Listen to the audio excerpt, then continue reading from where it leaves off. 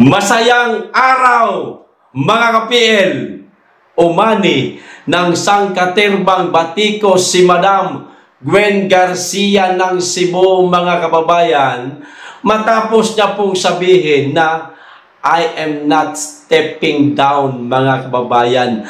Ayaw niya di umanong bumaba sa kanyang pwesto. Sa madaling salita, mga kababayan, binakuran po ni Madam Gwen Garcia ang Kapitolyo ng Cebu, mga kababayan.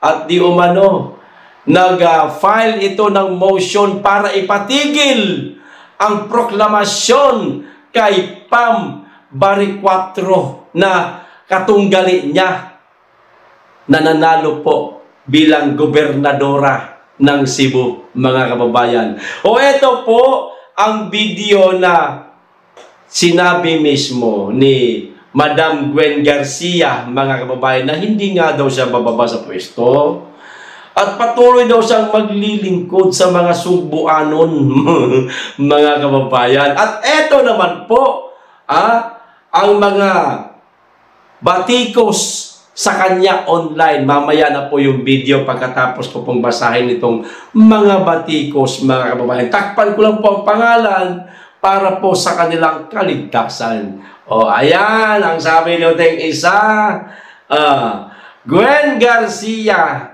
siguro naman bumaba ka na sa Kapitolyo ng Cebu kasi suspended ka na, talo pa. Kanaog na diha, wak. Ayan, wak po ang tawag nila, Madam, kay Madam, mga kababayan. Hindi ko po malaman bakit wak po ang tawag nila. Ayaw ko namang doblehin yung wak at baka mapasama po tayo, mga kababayan. Kayo naman, binatikos to na nga dahil ayaw niyang bumaba. Tinawag niyo pa siyang wak. Di ba? O ito pa, laban lang, Madam Gwen. Nagpapakita ka lang na ayaw mo bumaba sa pwesto mo. Hindi mo tanggap na talo ka.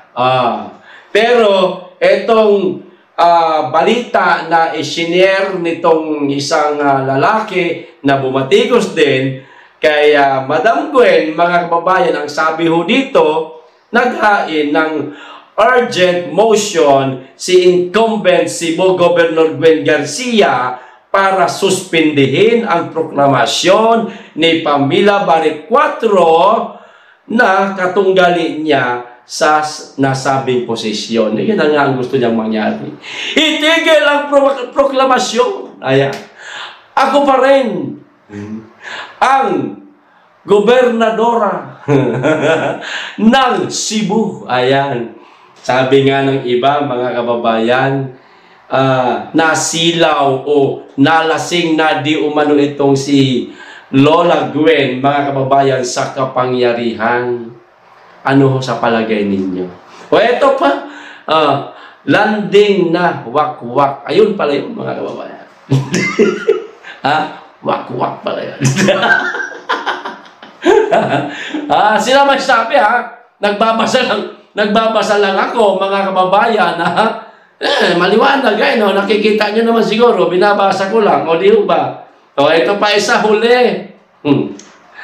Ayaw bumaba sa pwesto dahil hindi tanggap ang pagkatalo. O, sabi nitong isang page na ito, mga kababayan. Tuloy ko na rin yung basa. Gwen Garcia file a motion to suspend proclamation matapos matalo ng higit 300k votes sa kalaban nito sa pagkagobernador na si Pam Baricuatro. Mga kababayan, ang layo ho ng diferensya. 300k mahigit po ang diferensya. Pero hindi po tanggap ng lola ng mga taga-Subuanon ang kanyang pagkatalo. Ito na ho yung video niya, mga kababayan. Tsaka na lamang po ako magbibigay ng komento pagkatapos ho nito. Tandaan ho ninyo, dalawang video po ito, mga kababayan. Ano to, kumbaga? Gwen Garcia versus Gwen Garcia, mga kababayan.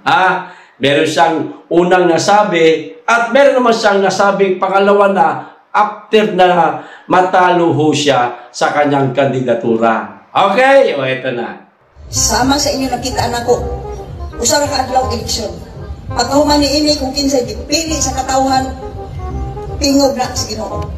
Voice to the people is the voice of God. Respetuhan ka. Atong tabangan.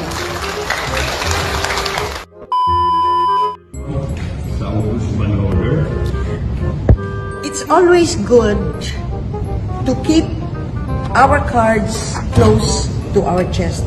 Di man ni card pero kanina lang usa akong. So we will not telegraph our moves. What should be very clear today is we are writing to Secretary Remulla, and I am not stepping down. I am not stepping down. O, diba? Sa una niyang sinabi, mga kababayan, kapag kung sino man daw ang manalo sa halalang nakaraan, mga kababayan, dapat daw respetuhin. Dapat daw suportahan na lang, mga kababayan. Dahil aniya, ang boses ng taong bayan ay boses na rin daw po ng ating manlilikha. Pero, bakit sa pangalawang video, mga kababayan, hindi niya ho yata tanggap ang kanyang pagkatalo. At sinabi niya pa na, hindi niya ako bababa sa pwesto. Huwag kayong huwag kayo makialam. Parang ganun baga, mga kababayan. Ayaw niya nga, kasi gusto niya pang magsilbi sa mga taga-Subuanon, mga kababayan. Magpapatuloy daw siyang magtatrabaho, aniya, mga kababayan. Kaya ayaw niyang bumaba sa pwesto.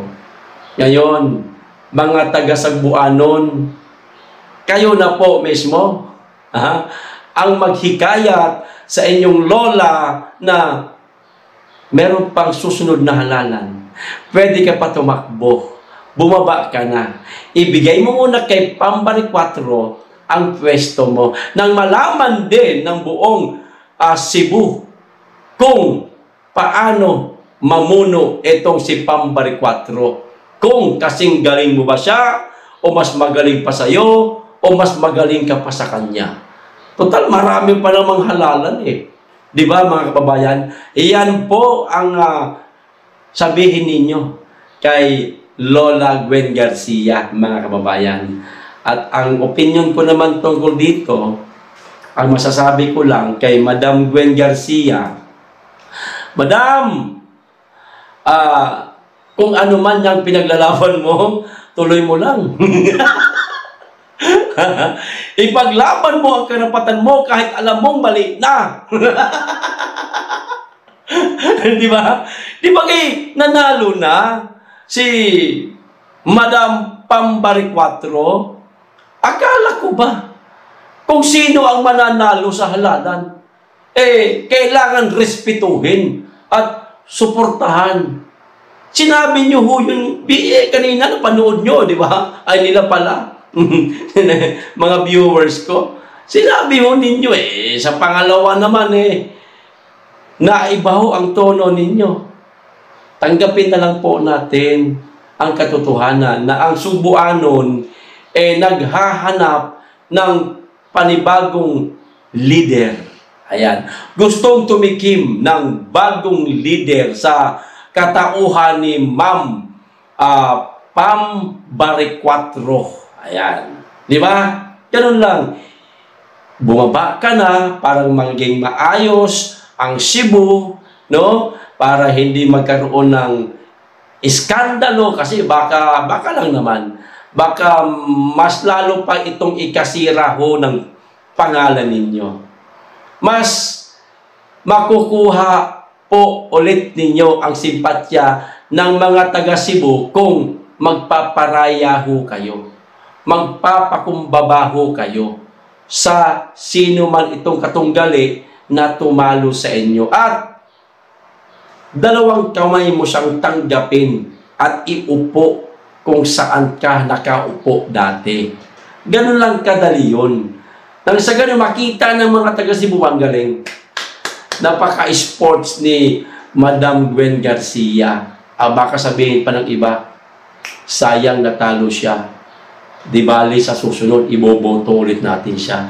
Bali natin, baka ganun. Pero sa ngayon, na ganyan po ang inaasta ninyo, nagpapakita lamang po ito na tila may kagaspangan po ang pag-uugali ho ninyo. Di ba, mga kababayan? Ano sa palagay ninyo? Tama ba ang ginagawa ni Madam Gwen Garcia o mali? Kayo na po ang humusga. Hanggang dito lang, maraming salamat. Mag-iingat kayo lagi. Higit sa lahat, mahalin natin ang Pilipinas.